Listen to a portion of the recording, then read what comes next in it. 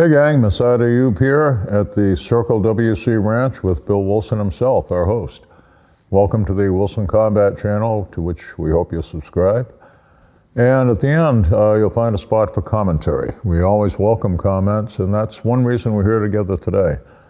Some readers asked, what do you guys personally carry yourselves? Bill, what's your daily carry these days?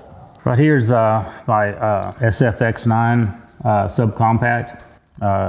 10-round mag, 3 1/4 inch slide, and as you can see by looking at it there, it's pretty well worn. Got quite a bit of finish wear on it. Gives it character. Yeah, but that's my daily carry right there. I carry it with a 10-round mag with the little extra on the bottom, so I get a full firing grip on it, and then I carry a 15-round mag as my backup mag in the pouch. Makes sense to me. I change up carry guns a lot because as a gun writer, I have guns to test, and the carry guns, part of the test is carrying the gun. You want to have it on for a few days to see, does it have sharp edges that are going to dig into the body or cut the clothing and so forth. On my own time, for the last couple of years, what I've carried more than anything else has been one of my Wilson Combat Model 92s. I call them Wilburs, the Wilson Berettas, in the compact size. The short butt makes it a little bit easier on the hip when you're sitting down a lot, as I unfortunately have to do. A long butt, your hip kind of turns a little bit to allow for it without you noticing, and that ain't good for hip or spine or pelvis. The short butt with a slide long enough for a decent sight radius, for me, seems to be just right. These guns come with a 13-round magazine. I use the Metgar 15-rounder, which brings me up to 16 total. It's accurate enough to win matches with. It's utterly reliable. I load the 124 grain Spear Gold Dot plus P, the New York City load, Las Vegas Metro load, and places like that have proven that does a pretty good job of stopping. Las Vegas Metro says they're getting the same stopping effect with this as they're getting with 230 grain Gold Dot and the optional 45s, and 180 grain Gold Dot and their optional 40s. Now, Bill, you had some hip problems going and needed to take some weight off. Did you do a little orthopedic gun switching for that?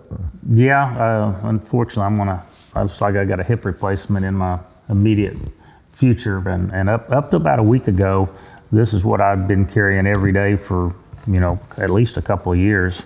But I mean, just to try to take some weight off that hip and try to survive until time for the surgery and everything. I've been just carrying a SIG 365 with one of our new modules on it because of the light weight of it. So, but I'll go back to carrying this one quick as I get healed up, because I really have a lot of confidence in this handgun. It's totally reliable, like you were talking about. Yours is.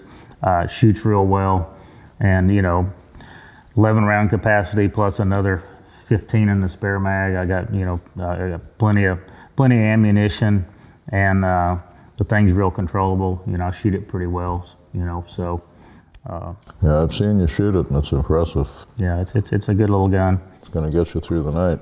I noticed you're using kind of a FBI cant type holster, and you carry it a little bit further back on your hip.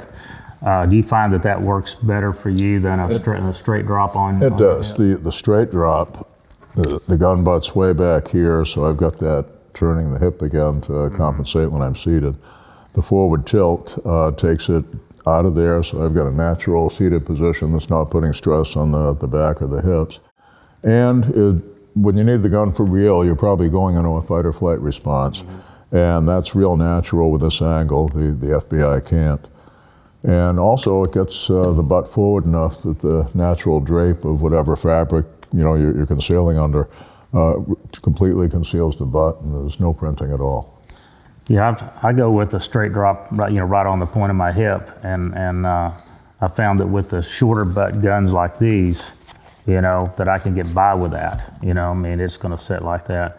But with a bigger frame gun, I tend to do the same thing you do. I try to carry more than a little bit FBI cant a little bit further back on my hip. But this setup here, right on the point of my hip, is comfortable for me, and it's fast for a draw, and it still conceals well. Now, don't you young gun millennials make too much fun of us crippled up old gun geezers, because if you're lucky, you'll live as long as we have, and you'll have some of the same problems. I've got a couple of deteriorating discs in the lumbar, and what I've done with this to get the weight off the hips is simply go to a Bianchi X15 shoulder holster. It's a little bit slower from a conventional standing start with your hands down, but it's real comfortable when you're seated or behind the wheel, and under heavy clothing, it's much easier to get to. Your hand just snipes through the opening in the coat. So whatever's going on with you, whatever your build is, whatever physical ailments you might have, there's always some adaptation you can make and still be comfortably armed with something significant and still ready to protect yourself and your family. Yep, exactly. Well, gang, there you have it, but what works for us may not be what works for you. Write in and tell us what does work for you. Okay, the comments section isn't just for people to talk about us, the featured speakers.